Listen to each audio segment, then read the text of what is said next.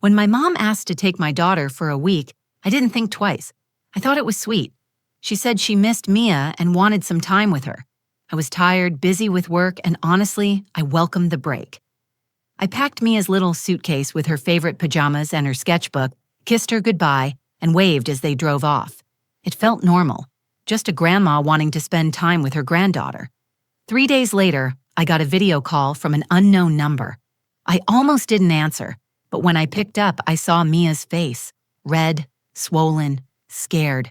She was crying. Her voice was barely above a whisper as she said, "Mom." They cut my hair and took my phone. That's when everything inside me went cold. I asked where she was, who was with her, what happened, but the call ended before she could answer. I tried calling back. Nothing. I called my mom, straight to voicemail. I called again. No answer. I didn't stop to think.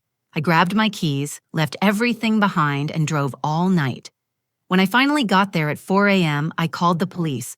What they found in that guest room made national headlines. My name is Emily Rivers. I'm a single mom, 34 years old, living in Raleigh, North Carolina. I design book covers for a small publishing house and work from home, which is a blessing most days. But it also means the lines between work and motherhood blur constantly. My daughter, Mia, is 9 years old.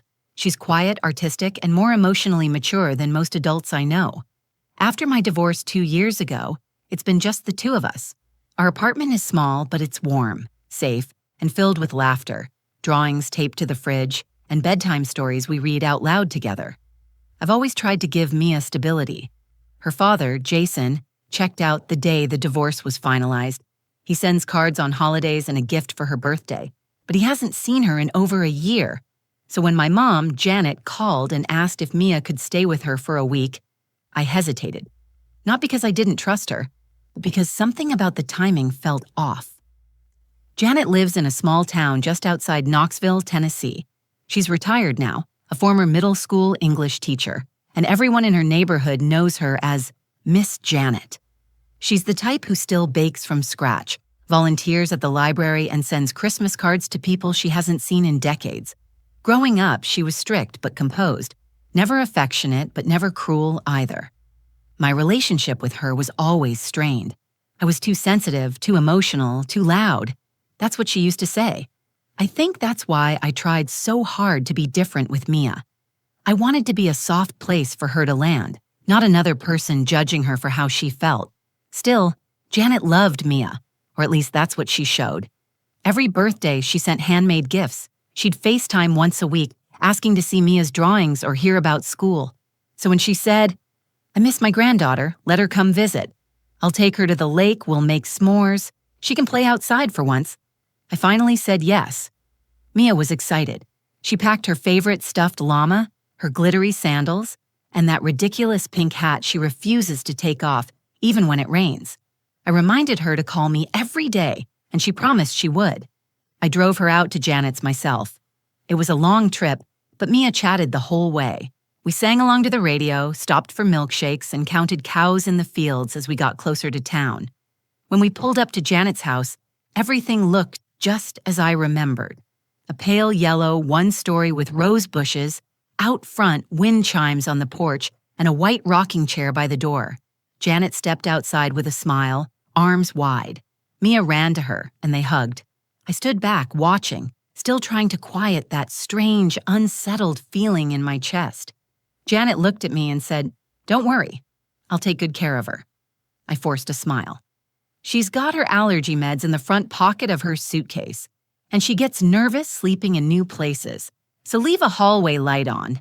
Janet nodded and waved me off. "We'll be fine, Emily. Go home. Rest." I hugged Mia tight. "Call me tonight, okay?" She nodded against my shoulder. "I will, Mommy." The drive back felt longer somehow. When I got home, the apartment felt too quiet. I kept checking my phone, expecting a text, a picture, anything. That first day, nothing came. Around 9 p.m., I called Janet. She didn't answer, but she texted back, "All is well. Mia is already asleep. Big day tomorrow." The next morning, I texted Mia's iPad, the one I set up so she could reach me anytime. No response. That evening, I got a short text from Janet again. Took her to the park. She's loving the fresh air. She'll call tomorrow. On day 2, I asked for a picture. Something simple, just a shot of her painting or eating pancakes. Janet replied, "Mia's too busy playing. I'll try later." By the end of day 3, I was anxious. No photos, no calls from Mia, just Janet's brief, cold updates. I told myself not to panic.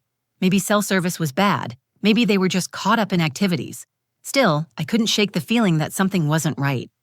Mia always called, even if it was just to say goodnight. I knew my daughter's patterns, her habits, the sound of her voice when something was bothering her. Silence wasn't one of them. That night, I sat on the couch with her favorite blanket beside me, scrolling through old pictures of us at the beach last summer. I must have checked my phone a dozen times. Then, around 10:30 p.m., it buzzed, an unknown number. I almost ignored it, assuming it was spam. But I picked up, and that's when I saw Mia's face.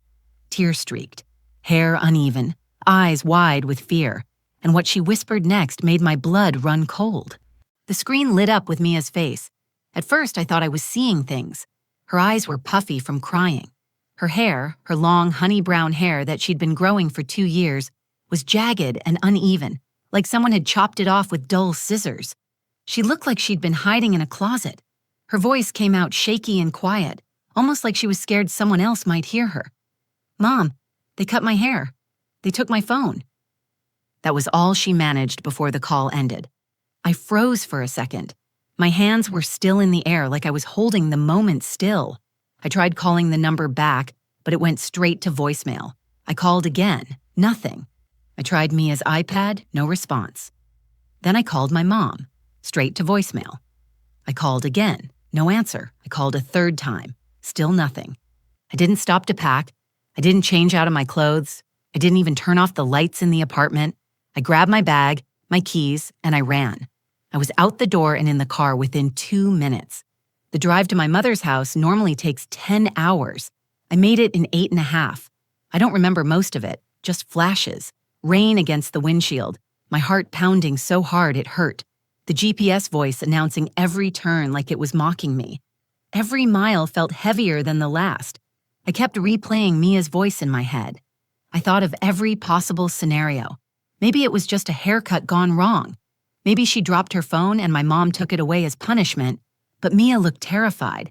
She didn't say, "I'm scared." She didn't have to. I could see it all over her face. That wasn't a child who got in trouble. That was a child begging for help. By the time I reached my mother's street, it was just after 4 a.m. Her house sat quietly at the end of the road, porch light glowing soft yellow.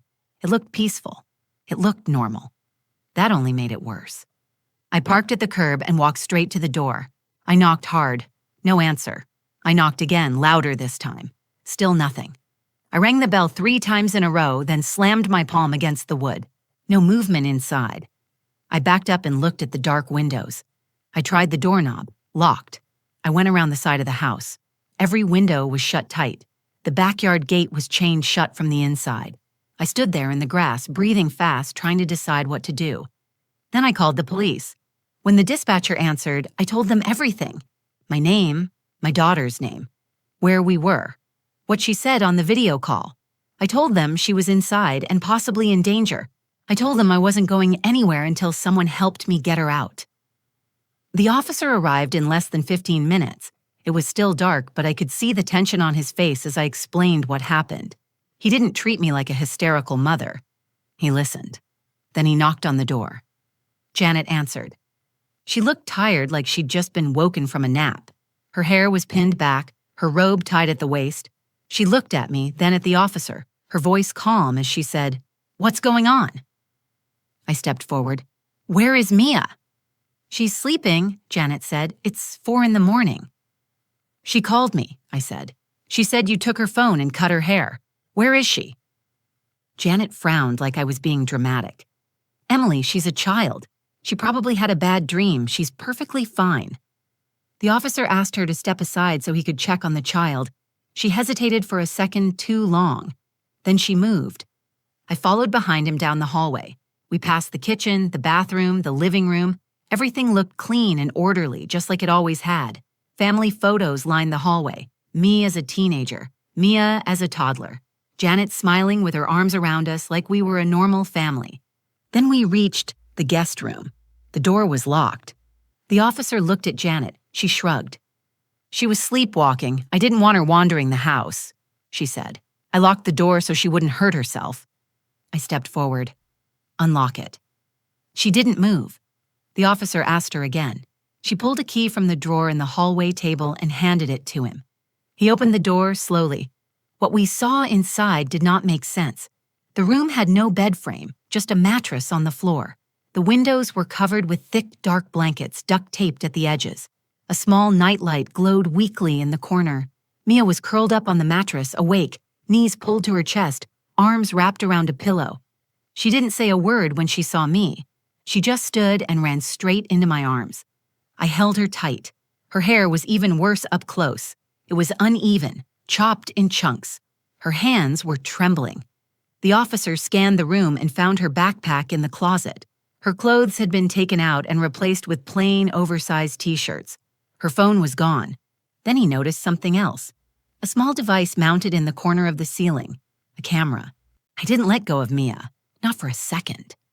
The officer gently guided us out of the room and into the hallway while 2 more units arrived at the house. I sat with Mia on the couch, her arms wrapped tightly around me. She wouldn't speak, not even when the officers tried to ask her questions. She just stared straight ahead, silent like she was afraid to breathe too loud. Janet was still standing in the hallway. She kept saying the same thing over and over. "This is all a misunderstanding. She's fine. She just needed some structure." But none of it made sense. Structure doesn't mean locking a child in a room and cutting off her connection to the outside world. Structure doesn't mean ripping her clothes away and putting up cameras to watch her sleep. My hands were shaking. I wanted to scream, but I kept my voice steady for Mia. One of the officers pulled me aside. "We'll need to bring in a forensic team to examine the room. We're also going to check the devices in the house. That camera is recording to something." I nodded. "Do whatever you need." They asked if I had anywhere to take Mia. I told them I wasn't going anywhere near this house again. Janet stood in the background watching us, her expression unreadable. "Emily, you're blowing this way out of proportion," she said. I turned to her, keeping my voice low and firm. "She called me crying, Mom. She told me you took her phone and cut her hair. You locked her in a room with a camera pointed at the bed. Tell me what part of that I'm blowing out of proportion." Janet didn't answer. I took Mia outside. She held my hand the entire time, not speaking until we got to the car. As I buckled her in, she whispered, "Can we go home now?" I looked at her and said, "We're never coming back here." I drove us straight to the nearest police station. While Mia sat with a child advocate, I gave my statement. I answered every question. I showed them the video call log, my recent messages with Janet, everything I could provide to prove what had happened. They asked Mia a few questions when she felt ready. She told them that Janet had taken her phone on the first night, said it was a distraction, told her she didn't need it anymore. She said Janet cut her hair on the second night after Mia asked to call me, told her that long hair was for girls who needed attention, and then she locked her in the guest room. But it wasn't just Janet. Mia told them that someone else came into the house, a man. She didn't know his name. She never saw his face clearly. He only came in at night, stood in the doorway and watched. He didn't say anything, just stood there. I felt sick. The officers immediately opened a new report and sent a team back to the house. They reviewed the footage from the camera and discovered a hard drive hidden behind a false panel in the hallway closet. It had hours of recorded video. Most of it was from the guest room, but it didn't stop there. Inside another locked cabinet in Janet's bedroom, they found documents connecting her to a man named Arthur Briggs. I didn't recognize the name, but when the officer showed me his picture, my stomach dropped. He was at our family reunion last summer. Janet said he was a cousin from her side of the family. I remembered shaking his hand, watching him smile at Mia while she ran around with the other kids. Arthur Briggs was a registered sex offender. Janet had been in contact with him for years, letters, emails, even money transfers. And now evidence showed he had been in her house the same weekend Mia was there. The officers moved quickly. A warrant was issued, and they picked him up 2 towns over. He was living under a different name, using a rented trailer as a base. When they searched it, they found more files. Images, videos, even printed photos of Mia taken without our knowledge, from school events, the park, and even from outside our apartment building. I sat in the police station listening to all of it unfold. It felt like I was underwater. Nothing sounded real, but it was. This wasn't a nightmare. This was my mother, a woman I trusted with my daughter, working with a predator.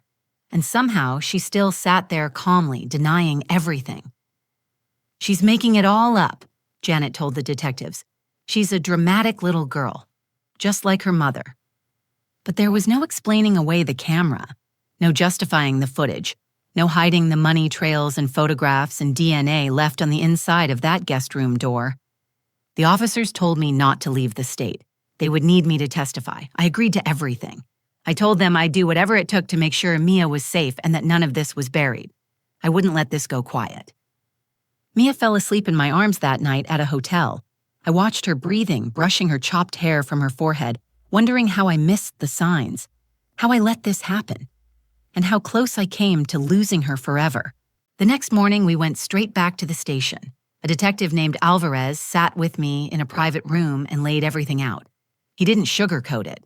He said, "What your daughter went through was not just abuse. It was a plan, and it's bigger than your mother." That sentence knocked the air out of me.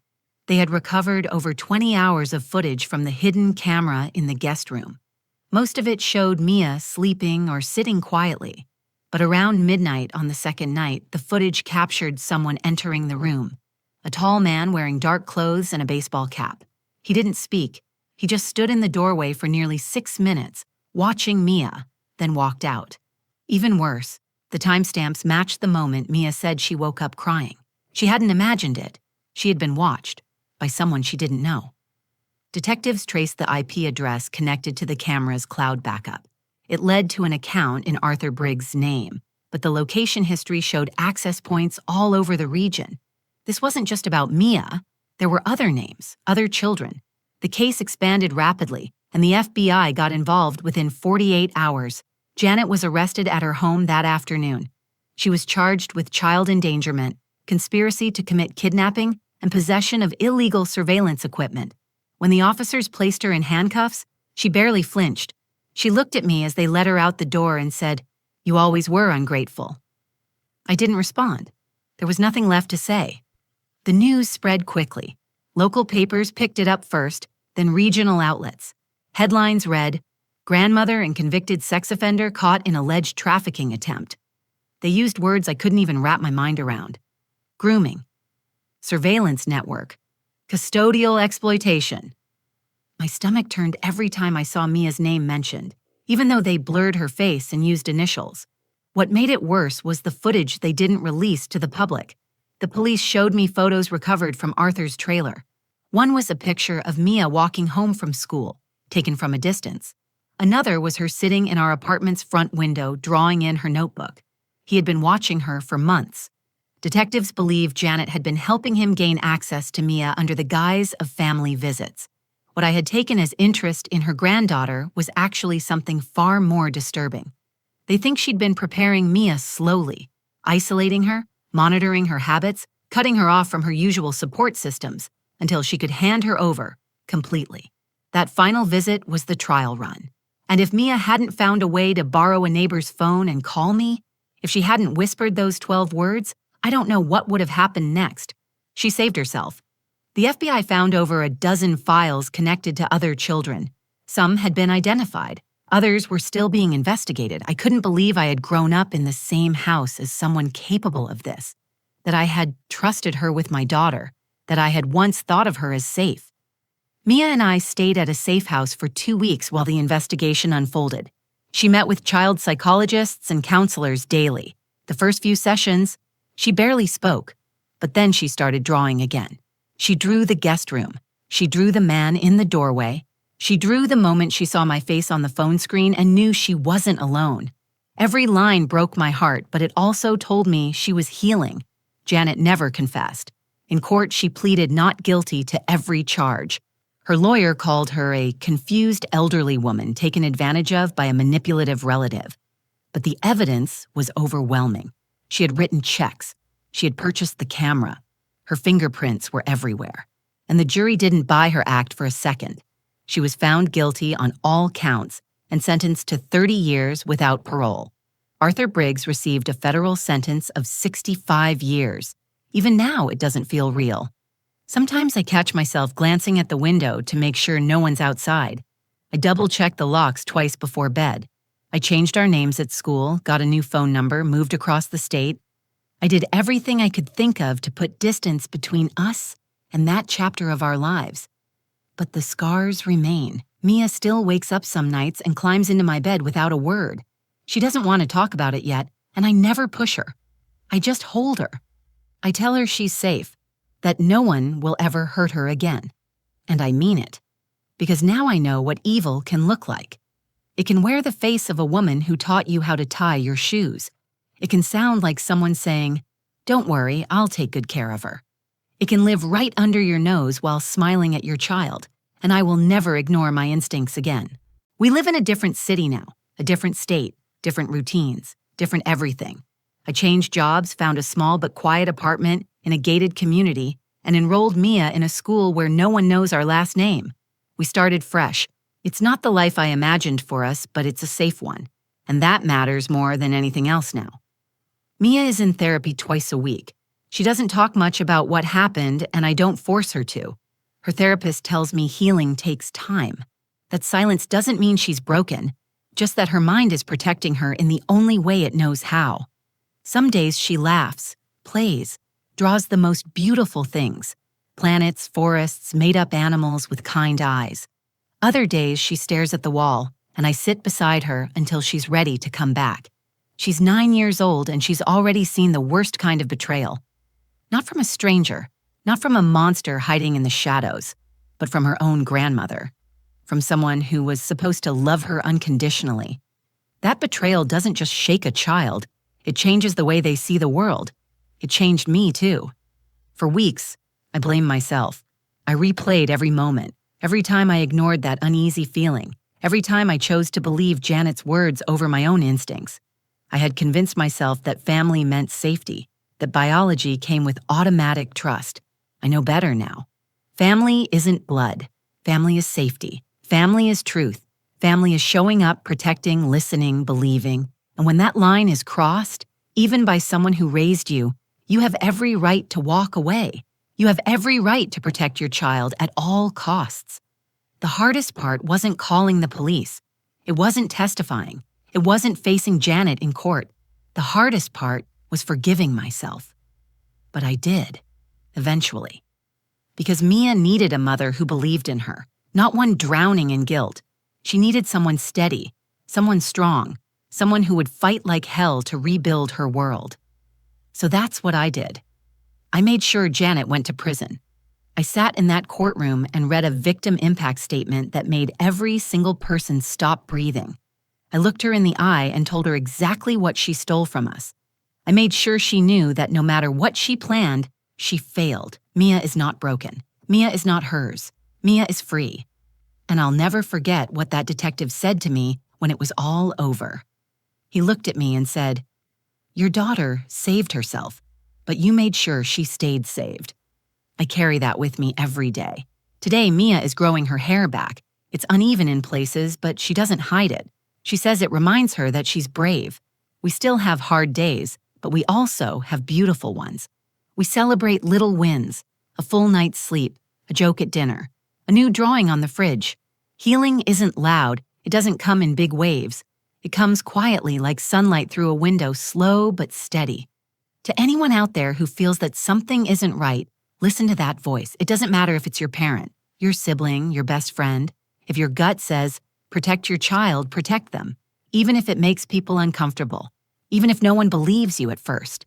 Speak, act, fight. Because silence is the only thing that lets evil grow. My daughter is here because I answered a call at 10:30 at night from a number I didn't recognize. She's here because she trusted me enough to whisper for help. And I'm here, telling this story because I want you to remember that the people who look safest on the outside aren't always who they pretend to be. My name is Emily. I'm a mother, and I will never again apologize for putting my child's safety above anyone's comfort. If you connected with this story, please like the video, share it with someone who might need to hear it, and comment below. Subscribe to the channel for more stories that speak truth and strength into the silence. Thank you for listening.